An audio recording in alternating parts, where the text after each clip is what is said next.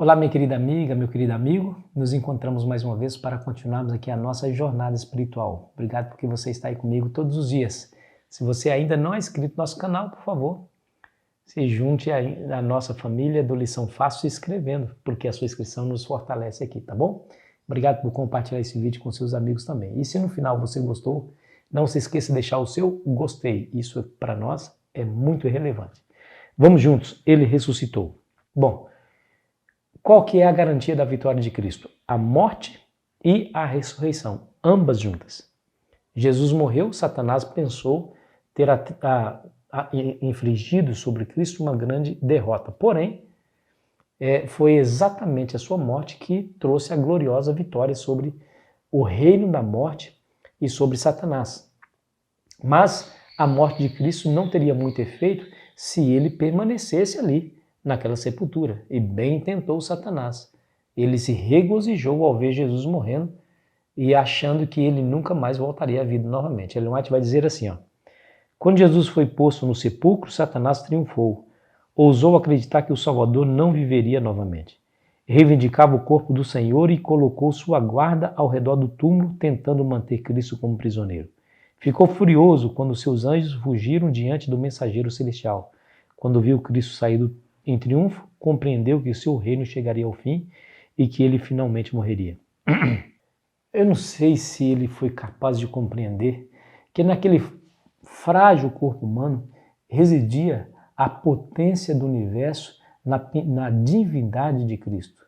De fato, quando Jesus, lá na cruz do Calvário, rendeu o Espírito, a sua humanidade morreu. Porém, a sua divindade ali estava. E essa divindade foi poderosa o suficiente para romper os guilhões da morte, para trazer Jesus novamente à vida. Veja o que aconteceu no capítulo 28, versículo 1 em diante de Mateus. No findado sábado, ao entrar o primeiro dia da semana, Maria Madalena e outra Maria foram ver o sepulcro. E eis que houve um grande terremoto, porque um anjo do Senhor desceu do céu, chegando-se, removeu a pedra e assentou sobre ela. O seu aspecto era como um relâmpago, e sua veste alva como a neve. E os guardas tremeram espavoridos e ficaram como se estivessem mortos. Mas o anjo dirigiu-se à mulher e disse: Não temais, porque sei que buscais Jesus, que foi crucificado. Ele não está aqui, ressuscitou como tinha dito. Vinde ver onde ele jazia. Por esse texto nós percebemos que o céu inteiro estava interessado no que estava acontecendo naquele jardim da sepultura. Um anjo poderoso desceu, o anjo estava ali, desceu, houve um grande terremoto, mas não somente isso, o próprio Pai estava ali. Atos 2, versículo 24 nos é dito: ao qual, porém, Deus ressuscitou, rompendo os grilhões da morte, porquanto não era possível que fosse ele retido por ela. Então nós vemos o anjo, nós vemos Deus o Pai, e em Romanos capítulo 8, verso 1 nos diz: se habita em vós o Espírito daquele que ressuscitou a Jesus dentre os mortos, esse mesmo que ressuscitou a Cristo Jesus dentre os mortos, vivificará também o vosso corpo mortal por meio do seu Espírito que em vós habita. Que coisa interessante. Deus o Pai estava, o anjo do Senhor desceu do céu, o Espírito de Deus, o Espírito Santo, também estava, e o próprio Cristo reafirmou ou afirmou que ele tinha poder para tomar a sua vida de volta. Veja o que ele diz em João capítulo 10, versículo 17 e 18. Por isso o Pai me ama, porque eu dou a minha vida para a reassumir. Ninguém a tira de mim, pelo contrário, eu espontaneamente a dou. Tenho autoridade para a entregar e também para reavê-la. Este mandato recebi de meu Pai. Essas passagens nos mostram que o céu inteiro estava interessado no que estava acontecendo ali naquele túmulo.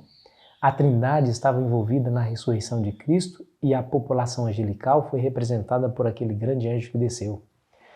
Obviamente, porque o que significava a sua ressurreição era exatamente a vitória e a salvação eterna para todos aqueles que creem em Cristo. Por isso o céu se interessou por aquele momento. Porém, os saduceus os fariseus e os líderes religiosos ingenuamente tentaram impedir essa situação.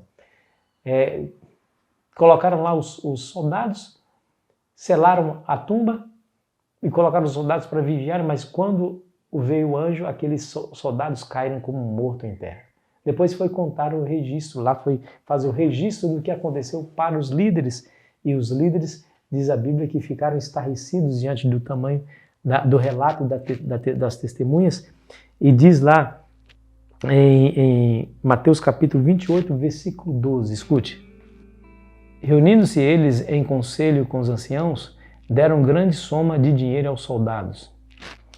Esse fato nos demonstra que eles não acreditaram na própria mentira que estavam criando, subornaram os guardas para inventar uma história de que os discípulos roubaram o corpo de Jesus enquanto estavam dormindo, demonstrando assim que eles de fato acreditaram que Jesus realmente ressuscitara. Porque era impossível retê-lo na sepultura, porque era impossível que aqueles homens frágeis pudessem impedir o grande Deus do céu, o Criador de todas as coisas, de fazer algo. A Bíblia fala assim, agindo eu, quem impedirá? Se Deus quer, não há homem que impeça.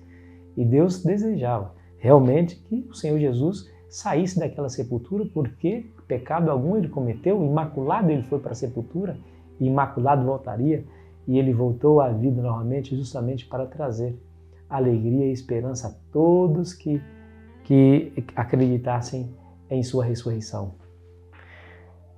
Para nosso bem, para nossa felicidade e para nossa salvação, Jesus está vivo. Você pode falar com ele agora, se você quiser. Você pode entrar na sala do trono universal e buscar de Deus conselhos. Você pode abrir o seu coração a ele como um amigo, porque ele está vivo olhando por você e tendo interesse que você também tenha sucesso. Afinal de contas, quando ele voltar, ele vai dar a você a vida eterna, essa que ele desfruta lá no céu junto com o seu Pai e junto com toda a população angelical. Que essa seja a sua esperança e a sua realidade. Vamos orar? Querido Pai Celestial, te agradeço, Senhor, mais uma vez por essa esperança maravilhosa. Nos sustente, Senhor, com ela no nosso coração, para que ao passarmos pelas provações, tenhamos paz e alegria. Em nome de Jesus. Amém. Foi muito bom estar com você, querido amigo, querida amiga. Amanhã continuaremos aqui a nossa jornada e eu fico aqui esperando você ansiosamente. Aproveite bem o seu dia.